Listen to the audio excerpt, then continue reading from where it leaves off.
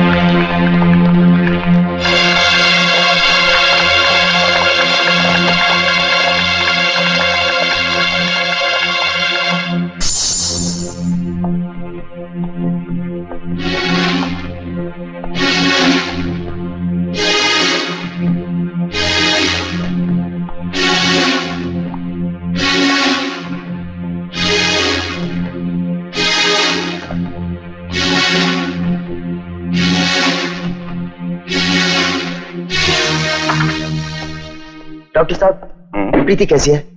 Don't worry my son, relax relax. गोली उनके बाजू को जख्मी करके निकल गई, अब खतरे की कोई बात नहीं। क्या मैं उसे मिल सकता हूँ? इस वक्त तो बेहोश हैं, थोड़ा इंतजार करना पड़ेगा। Have courage. विकी, सुनील, ये सब कैसे हुआ रे? हुआ कैसे ये तो प्रीति बता सकती है, लेकिन जिसने किया उससे मैं अभी मिलूंगा। तुम उसे जानते हो? कुछ ही देर में जान भी जाऊंगा। प्रीति पर हमला करके भागते वक्त वो मुझसे टकराया था, उसी वक्त ये चाबी गिरी थी। स्काईलार्क 316। इससे पहले कि वो होटल का रूम छोड़कर कहीं भाग जाए, मुझे उसको पकड़ना होगा। तुम यहीं ठहरो, मैं जाता हूं। ओके।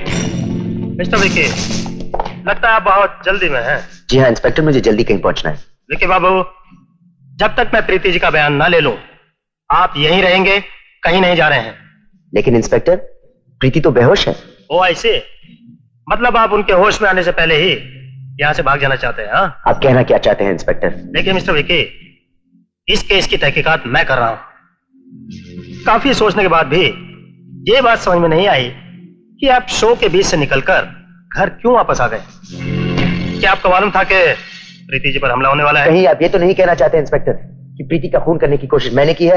हो भी सकता है। आपका दिमाग खराब हो गया है। अगर मैं ये जलील हरकत कर तो प्रीति को यहाँ क्यों लाता? इसकी वजह भी प्रीति जी ही बता सकती हैं। एनीवे मिस्टर विकी, जब तक प्रीति जी होश में नहीं आ जाती, आप यहीं और मेरे साथ रहेंगे। चलिए।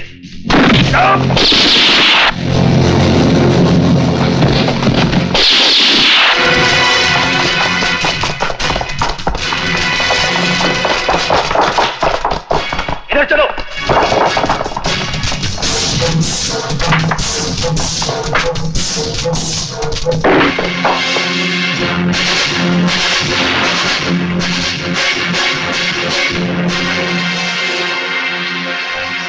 ये bastard! विकी, तूने मेरी बीवी का खून करने की कोशिश की। विकी, तो तुम समझ रहे हो मैं नहीं हूं। प्रीति का पहला पति हूं मैं।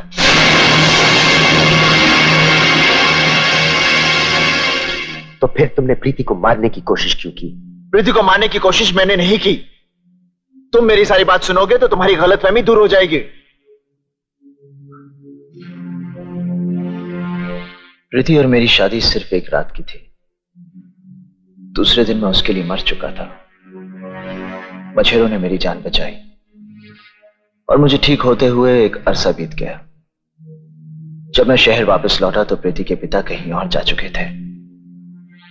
एक दिन अखबार में मैंने उनकी तस्वीर देखी और फौरन वहां पहुंच गया।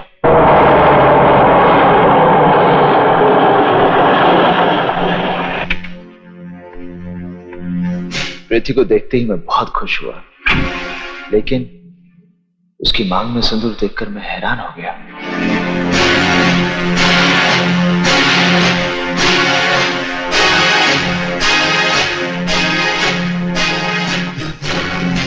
उस दिन का झूठ आज तक नस्तर बनकर मेरे सीने में चुभ रहा है। प्रीति, प्रीति तेरी बच्ची जिंदा है और उसका नाम पिंकी है। वो बंबई के ईश्वर चंद अनाथ आश्रम में है। उसी वक्त मैंने फैसला कर लिया कि मैं तुम्हारी और प्रीति की जिंदगी में कभी नहीं आऊंगा। मैं अपनी बच्ची को अपने साथ कहीं दूर ले जाऊंगा। इसलिए मैं पिंकी को लेने आश्रम गया। वहां मैंने देखा प्रीति पिंकी को लेकर कहीं बाहर जा रही थी।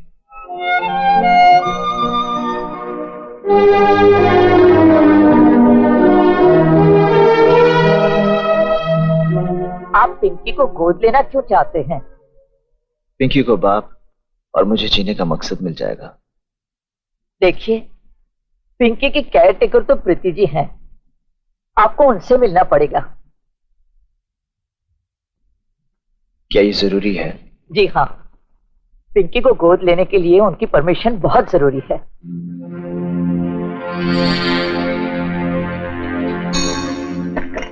मुझे समझ में नहीं आ रहा था कि मैं अपनी बेटी पिंकी को कैसे हासिल करूं।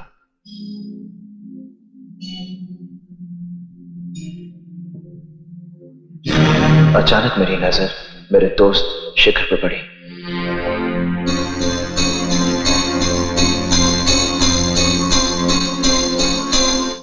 सर, रूम नंबर 316 के साहब ने आपको बुलाया है। 316? जी। यस। राजा, राजा, राजा मेरे दोस्त, मेरे भाई। अरे मैं कभी सोच भी नहीं सकता था कि मेरा दोस्त वापस आ जाएगा। तू जिंदा है। हाँ। तुझे प्रीति से अपनी बेटी चाहिए ना? ये काम तो तू खुद भी कर सकता है। ये बात तेरी समझ में नहीं आएगी। तू फोन कर।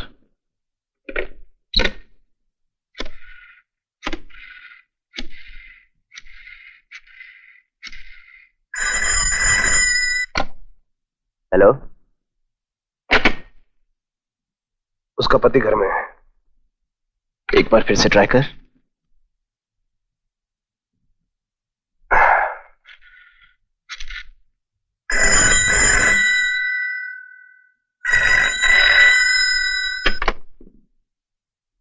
हेलो, मैं शेखर बोल रहा हूं। मेरा तुमसे मिलना बहुत जरूरी है। स्काईलार्क के गिफ्ट शॉप में तुम्हारा इंतजार कर रहा हूं। ओके?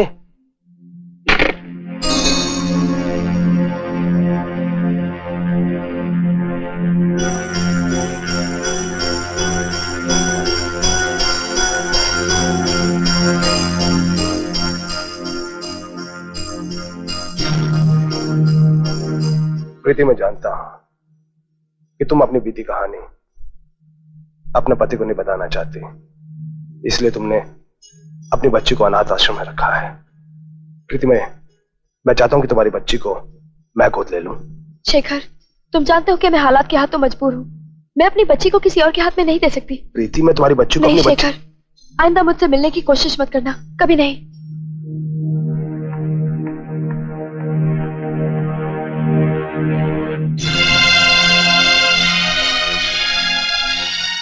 राजा, प्रीति एक मां है और कोई भी मां अपनी औलाद को किसी गैर के हवाले नहीं करेगी।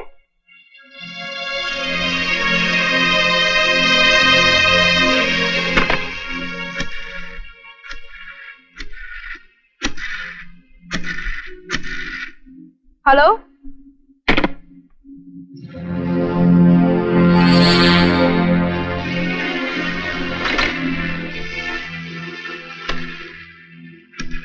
हेलो हेलो प्रीति, मैं राजा बोल रहा हूं।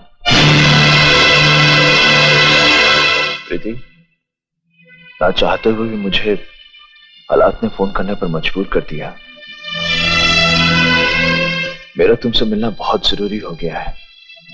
मैं होटल स्काईलार्क रूम नंबर 316 में हूं।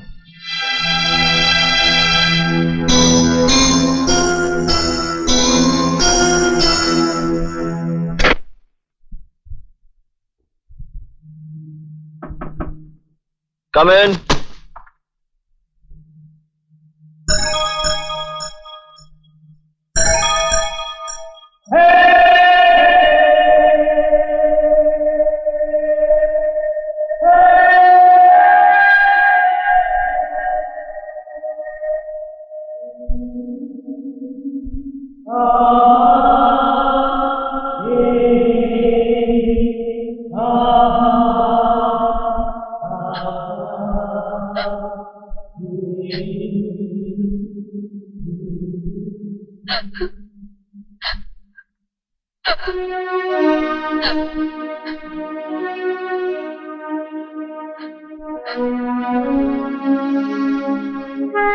रो मत प्रीति, तुम्हारे ये आंसू भगवान के लिखे को मिटा नहीं सकते।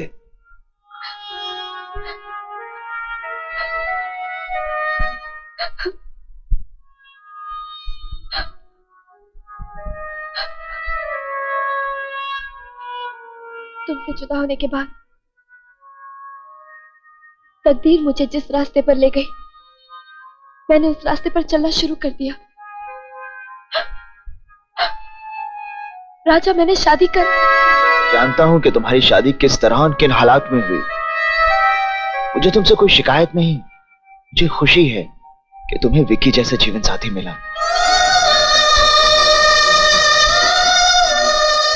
मैं नहीं चाहता था कि तुम्हें पता चले कि मैं जिंदा हूं,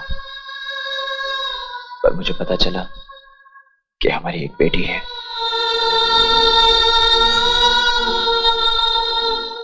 मैंने तुम्हें यहां सिर्फ इसलिए बुलाया है क्योंकि मैं पिंकी को अपने साथ ले जाना चाहता हूं, यहां से बहुत दूर। पिंकी अगर तुम्हारे साथ रहेगी, पलेगी, तुमसे ज्यादा खुशी मुझे होगी। उसके नसीब में एक मां का न सही, एक पिता का प्यार तो होगा। मैं सारा इंतजाम कर दूंगी।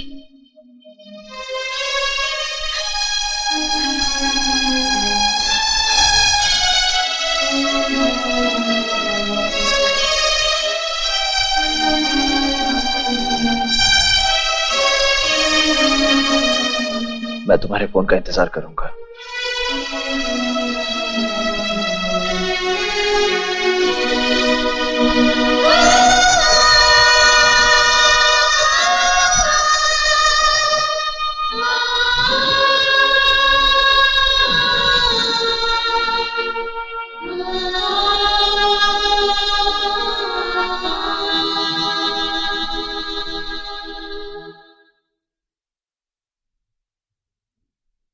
तो उस दिन प्रीति तुमसे मिलके गई थी? हाँ, दूसरे दिन तुम्हारी शादी की सालगिरह थी। प्रीति ने मुझे फोन किया।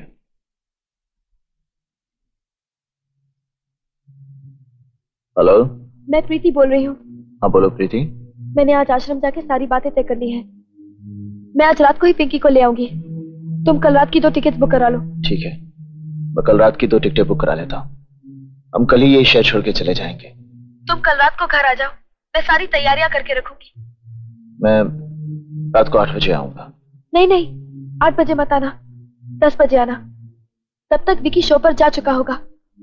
ठीक है। और दूसरे दिन रात के 10 बजे मैं तुम्हारे घर पहुंचा।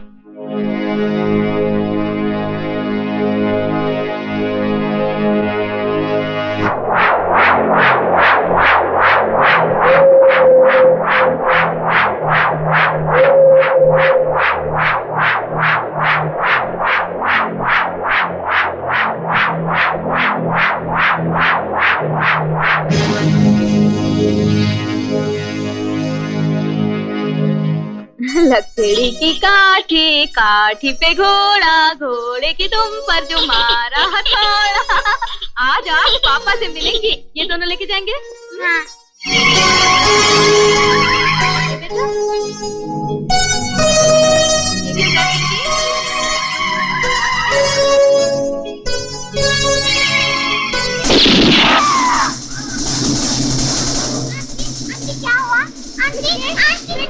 प्रीति,